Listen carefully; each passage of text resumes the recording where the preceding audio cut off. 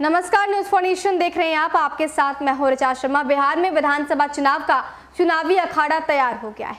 चुनावी शतरंज पर अब चालें भी चली जा रही हैं। इसी बीच ऐन वक्त की तलाश में बैठे सीएम नीतीश कुमार ने नहले पर दहला चल दिया और नियोजित शिक्षक जो कि लंबे अरसे से नीतीश कुमार से खफा चल रहे थे, उनकी नाराजगी दूर करते हुए सेवा शर्त को लागू करने की मंजूरी दे दी।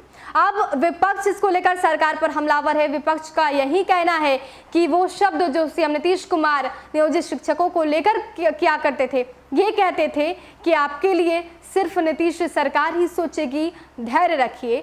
सही बात है, आपने बिल्कुल सही कहा था, क्योंकि इतने दिन तक आप चुप रहे, लेकिन जैसे ही चुनाव समय नजदीक आने लगा वैसे ही आपने नहले पर दहला चल दिया, वैसे ही आपने नियोजित शिक्षकों को झुंझुना पकड़ा दिया।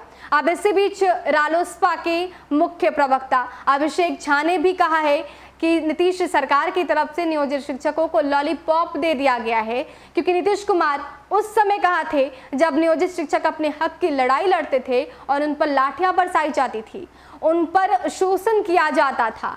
कोरोना काल में भी नियोजित शिक्षक हड़ताल पर रहे, लेकिन सीएम नीतीश कुमार की आंखें अब खुली है जब बिहार में चुनाव नजदीक है। बिहार की सरकार ने नियोजित शिक्षकों को चुनाव से पहले एक लॉलीपॉप जरूर थमा दिया है। इतने वर्षों से नियोजित शिक्षक अपने हक की लड़ाई लड़ रहे थे, सड़क पर संघर्ष कर रहे थे, लेकिन उस वक्त इसी बिहार की सरकार के द्वारा उनका स्वागत आंसू गैस के गोलों और लाठी चार्ज के द्वारा होता था। अब समझ में आता है कि क्यों नीतीश कुमार जी अपने भाषण में इस तरह के शब्दों का इस्तेमाल करते थे कि आपके लिए जो भी करेंगे हम ही करेंगे, हमारी सरकार ही करेगी। क्योंकि उनके मन में यह बात थी कि जो भी फैसला लेना होगा, जो भी शिगुफा देना होगा, चुनाव से पहले लेंगे, ऐन वक्त पर लेंगे, ताकि हम इसका कोई लाभ ले सकें। जरा सोचिए कि फैसला भी कैसा लिया है कि आपकी मांगों को हम आंशिक रूप से मानेंगे जरूर, लेकिन कब लागू करेंगे?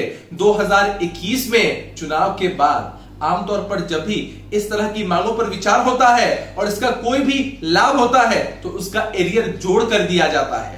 जो भी समय नियोजित शिक्षकों ने अपने संघर्ष में बिताया है उसकी कोई कीमत तो सरकार समझती ही नहीं है, और अब कह रही है कि हम आंशिक रूप से आपकी मांगों को मानेंगे और 2021 से लागू करेंगे। मतलब लॉलीपॉप दिया जा रहा है कि भैया पहले आप हमें चुनाव में जितवाइए और उसके उपलक्ष्य में आपको हम यह उपहार चुनाव के बाद देंगे। अरे आप जानते हैं कि आपकी सरकार दोबारा सत्ता में आने वाली है।